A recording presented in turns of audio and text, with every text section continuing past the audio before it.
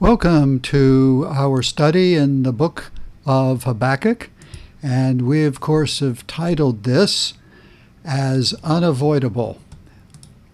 Today we have a special insert lesson as we look at some interesting facts about Babylon and the Babylonian Empire. So this drops in really right before I get into chapter 1 of the Book of Habakkuk, and I think it'll be of great help to you in understanding the Babylonians, not just in this book, but in others. Babylon was one of the splendid cities of and in the ancient world.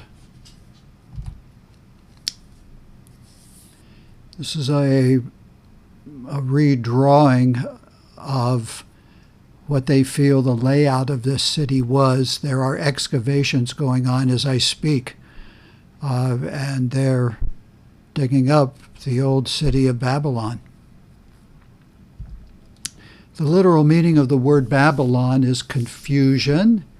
It was the last name given to Babel, which was the capital city of Babylonia in Mesopotamia.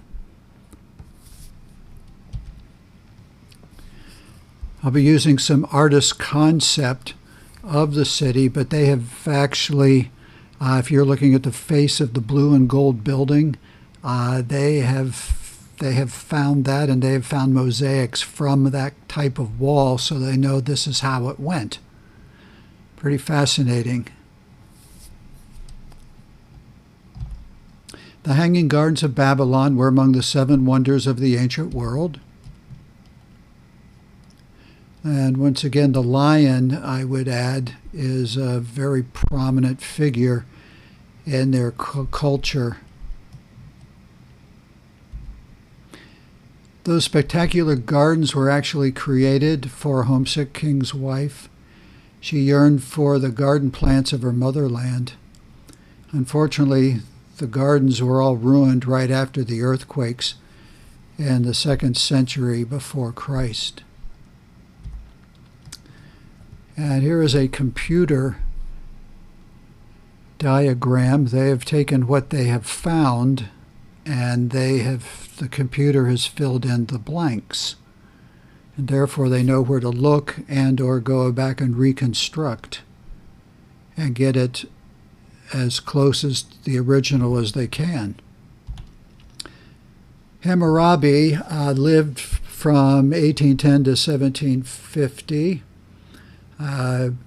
He was the 6th king, and he pretty much is the founder. I don't want to use the word founder. He is the cornerstone of the Babylonian Empire.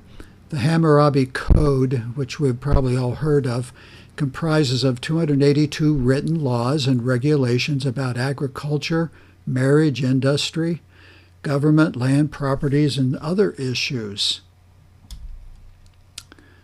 And there are many archaeological finds of Hammurabi, and of course that backs up his existence every time one is found.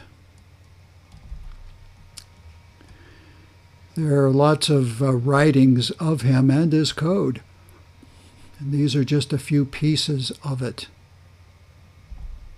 During Hammurabi's life, I need to share that around 800 miles away, as the camel flies, just kidding, a promised child was born to a great herdsman. And that, while Hammurabi was on the throne, Isaac was born to Abraham and Sarah. The major motto of Hammurabi's code was, quote, a tooth for a tooth and an eye for an eye, unquote. And it should raise a smile and remembrance to you. We've got it in reverse, don't we? This is how it really was written. The Code of Hammurabi even today is used as the foundation of several laws and regulations around the world. The Babylonian military used to comprise of well-trained soldiers. So there are sections in that code on how to train the soldiers. An administrative unit of seniors from the upper class people served as judges, also known as amilu. And let's go back and think about what this is saying right here.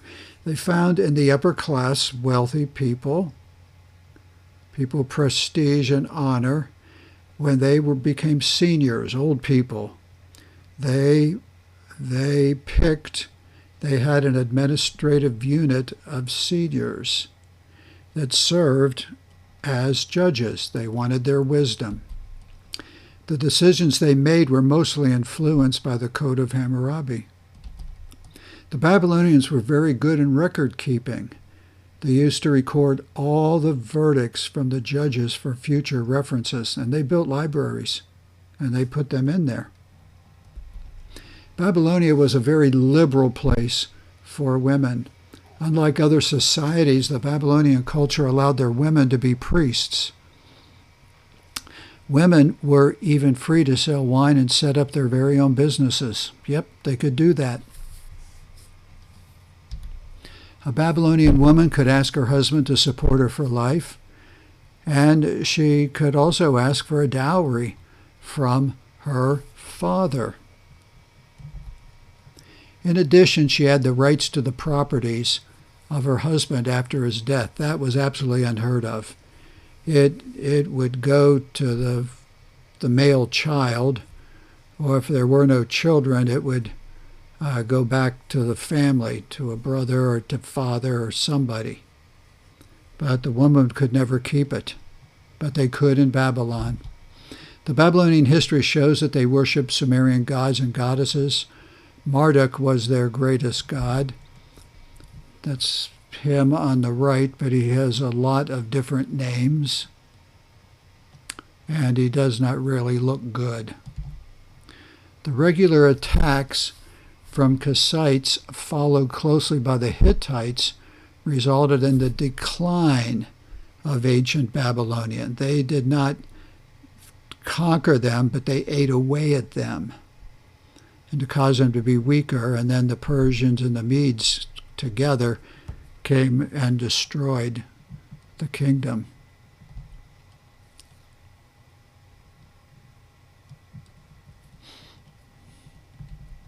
The Babylonians were the first people to bring in the concept of a sales contract, and they also introduced the idea of signing it. So think of that. Babylonian art was one of a kind in ancient times, and the ancient Babylonians introduced jewelry into the world. Their artwork can be found in display in all of their buildings and city structures that they would build. Oftentimes, when there was a victory in a war, they would inscribe in pictures that war and how it went. And I think you can start to see some of these, the architecture on the walls of the tiles that they would make. Here, do you remember the big gold bluish type building? Okay, these fit into that on the right. There is the lion up above with wings.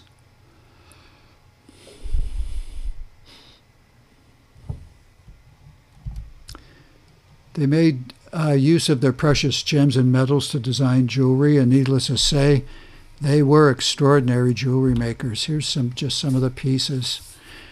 At the very bottom is a necklace, as is on the upper left. The other pictures are of earrings.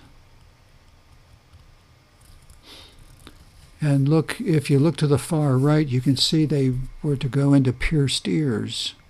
See the little hooks. The greatest single individual to impact the Babylonian civilization, and we think of as Hammurabi, and most would say that, but as children of God, it was Daniel.